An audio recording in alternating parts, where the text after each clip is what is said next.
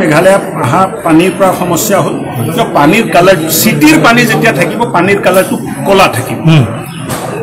চিটিত যদি নলা নৰ্দমাৰ পৰা পানী ওলাই এই পানীৰ ৰংটো কলা থাকে কালি যেটো পানী আছিল এটো সিল্ক লৈ আহিছে মাটি পানী ৰঙা মানে মাটিৰ পানী তাত দেখাতে মানে গম পাই যে গুৱাহাটীৰ পানী নহয় বাহিৰৰ পানী আপোনালোকৰ যদি মনত আছে 2016 চনৰ পৰা বিজেপিয়ে ডাঙৰ ডাঙৰ বেনাৰ লগাইছিল অসমৰ বিভিন্ন প্ৰান্তত আৰু গুৱাহাটীত 24 ঘণ্টা বিজুলীৰ গ্যাৰান্টি দুৰ্নীতিমুক্ত অসম কৰাৰ গ্যাৰান্টি আৰু গুৱাহাটীত লগাইছিল কৃত্ৰিম বানপানী মুক্ত গুৱাহাটী গৰিব 2 বছৰত বেনাৰ দেখিলে ৰাইজে ভোট দিলে সৰ্বানন্দ সোণোৱাল মুখ্যমন্ত্ৰী হল এতিয়া হিমন্ত বিশ্ব শৰ্মা মুখ্যমন্ত্ৰী বিজেপি এজেপিৰ চৰকাৰ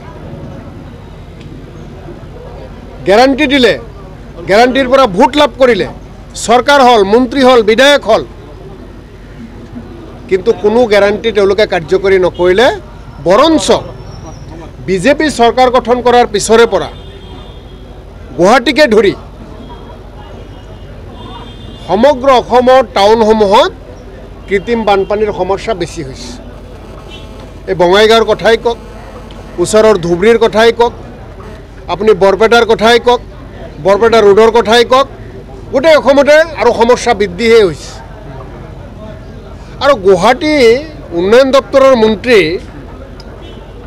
যিজনে গুৱাহাটীৰ বিষয়ে কোনো সম্যক জ্ঞান নাই যিজনে কৃত্ৰিম বানপানী কেনেকৈ ৰোধ কৰিব পাৰি তাৰ বিষয়ে আজিৰ তাৰিখত এটা পৰ্যন্ত মিটিং নকৰিলে টকা নিলে আঁচনি ধৰিলে আঁচনি হলনে নাই তাৰ কোনো তেওঁলোকৰ ঠিক নাই আৰু যেতিয়া বানপানী হয় গুৱাহাটীত তাৰ পিছত আহি উপস্থিত হৈ ৰাইজক নানান ধৰণে বুৰ্বক বুলি ভাবি নানান মন্তব্য কৰে কৃত্ৰিম বানপানী হৈছে 4-5 ঘণ্টা মই যিমান দিনৰ পৰা গুৱাহাটীত যাওঁ যিমান দিনৰ পৰা গুৱাহাটীক জানো আজিলৈকে এনেকুৱা অসুবিধা কেতিয়াও হোৱা নাছিল এই ডাবল ইঞ্জিনৰ চৰকাৰ থকাৰ পিছত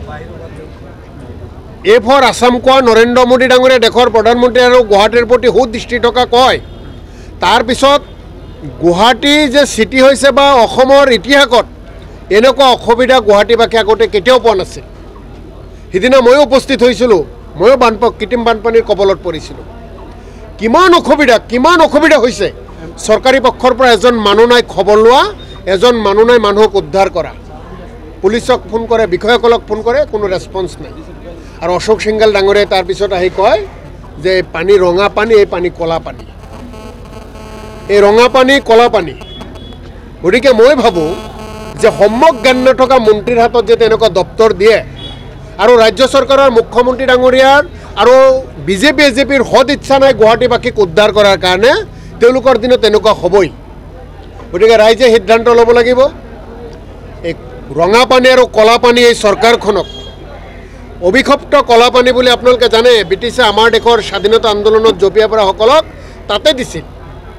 তেওঁ অশোক সিংঘাল ডাঙৰীয়াক এই অভিশপ্ত কলা পানীলৈ অসমৰ ৰাইজে পঠিয়াই দিব লাগিব আহি থকা নিৰ্বাচনত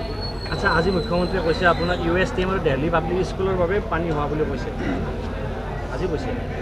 এতিয়া মুখ্যমন্ত্ৰী ডাঙৰীয়া আৰু ৰাজ্য চৰকাৰৰ দায়িত্ব হ'ল কৃত্ৰিম বানপানী ৰোধ কৰা কি কাৰণে হৈছে তেওঁলোকে কওক তাৰ কাৰণে ব্যৱস্থা লওক পানী হোৱাৰ পিছত বিভিন্ন কাৰণ তেওঁলোকে কৈ আছে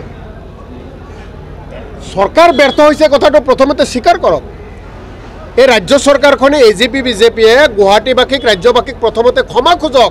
যে আমি ব্যৰ্থ আপোনালোকক ৰক্ষণাবেক্ষণ আপোনালোকক সুবিধা আমি দিব পৰা নাই আপোনালোকে বিপদত ককবগাই আছে আমি ৰক্ষা কৰিব পৰা নাই তাৰ কাৰণে প্ৰথমতে ক্ষমা খোজক তাৰ পিছত কাৰণসমূহ কওক আৰু এই কাৰণসমূহৰ সমাধান কৰক ৰাইজৰ সমাধান লাগে